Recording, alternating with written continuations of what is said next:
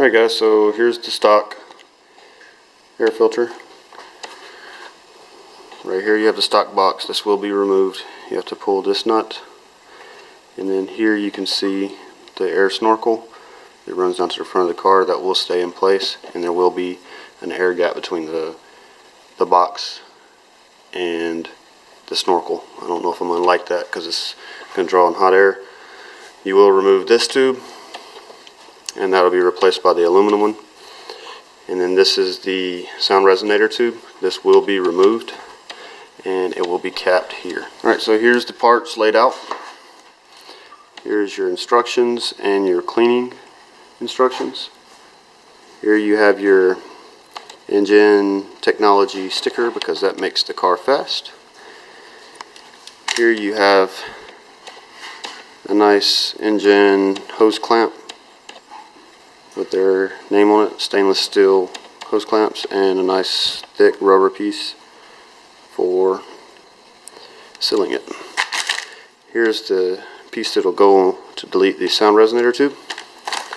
This is to seal. It's just a piece of rubber that'll seal where the actual aluminum hose goes into the filter box. And then miscellaneous nuts and bolts. Here you have the tube. It's aluminum. Looks nice. They have their sticker on it. And there you have, I don't know if you can see it, but there's a tube inside of here, and that's to make the air go correctly across the mouth. And here you have the metal lid to the box. Has the Injen stamp in it. The Injen filter. It's oilless. It's a nice beefy filter. And then the box itself. Nice sturdy steel. There's a few tabs for mounting. And that concludes the part list. Alright, so I'm going to show you the screws you got to remove. I've already removed them just for the sake of time. There's one here, and then if you look back behind the box and between the filter, there's one right here. You're going to need an extension and a 10mm socket, or if you have a wrench, you might be able to try to get it. Those clamps are 8mm or a flathead screwdriver. You want to remove that hose clamp. You may have to remove this one. I haven't tried it yet, but you might be able to get it out with that one still on. And then this one here you're going to have to remove. And that's all the things you need to do to remove the air filter box. Now for the math, this plug, you just press down here and it slides off. You might have to give it a little bit of a wiggle. And then these two screws here you're going to have to remove. Almost forgot, you're also going to have to remove the vacuum hose. You'll just get a pair of pliers, squeeze the quick clamp, move it, and then that should come unplugged right here. Alright, so everything almost came off without a problem, but at the bottom of this sensor it's plugged in here.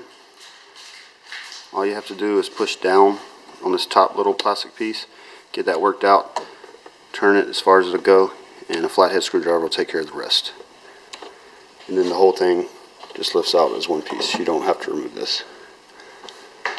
Alright, so here's the whole air filter box system that is stock, removed in one whole big giant piece.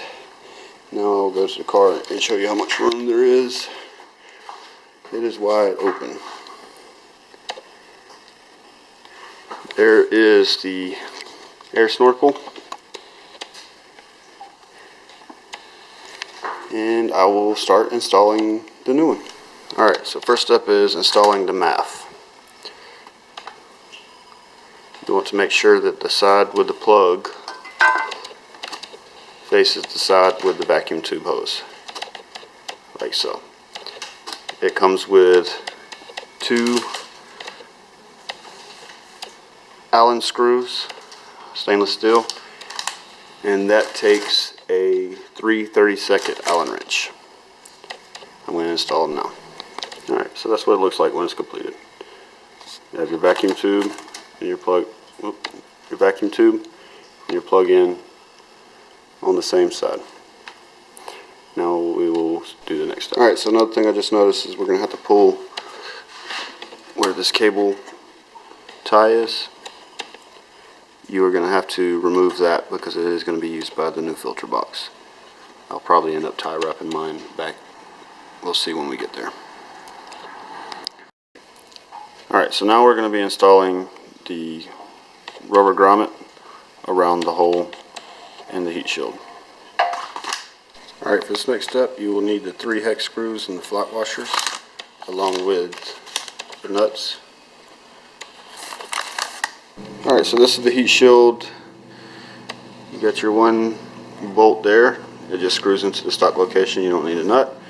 This is the one where the clamp was removed. You will need a nut on the back side. You got to have small fingers, as you can see. You can only get a little bit of fingers in there. So, and then this one, it's really tough to get to.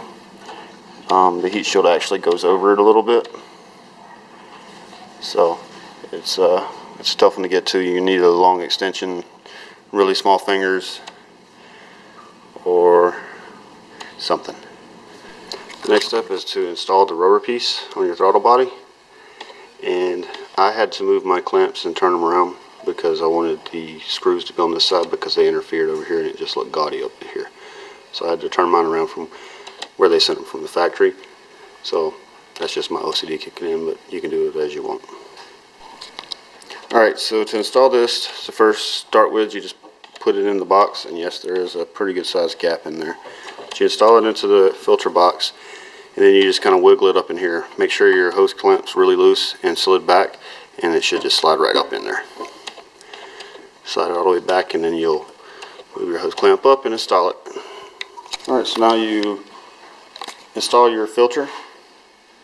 You're going to have to angle this pipe, just kind of pull it up and twist it so it fits best, because the top won't clear if you don't. So you got to leave this hose clamp loose until you get this end tightened, and then once you get the best fit, then you can tighten the other one down. Alright, so next part, you plug in your sensor, but I noticed that the clip was still on there. It's just underneath a coat of black tape, electrical tape, whatever you want to call it, vinyl tape. And I just peeled back some of the tape and got my scissors and cut it. It doesn't look too bad. So plug it in and then put on your vacuum tube, and you have your quick clip. Grab your pliers, slide it down to the slot, and you're done. So everything should be good, and we'll go to the next step. Alright, so there's a couple steps that I went through because they were just quick ones. You put the plug on this. You don't have to use a hose clamp. It fits very tight. If you want to, I'm sure you can just throw one on there for extra precautions. There is 5 screws. They are 3/16 Allen heads. And the only one I had a little bit of problems with was this one. It's kind of tight right there, so you just kind of keep turning. And then just give it a quick wipe down, and there's the finished product. Hope you guys enjoyed. Keep watching. I will be installing a Flowmaster American Thunder catback exhaust system as soon as I get it in. Hopefully it'll be in a few weeks. Alright guys, one more thing. Here is that air gap I was telling you about. It does have an air gap there and a pretty good sized air gap around there. Also, it's recommended that you remove your negative battery terminal to reset the computer.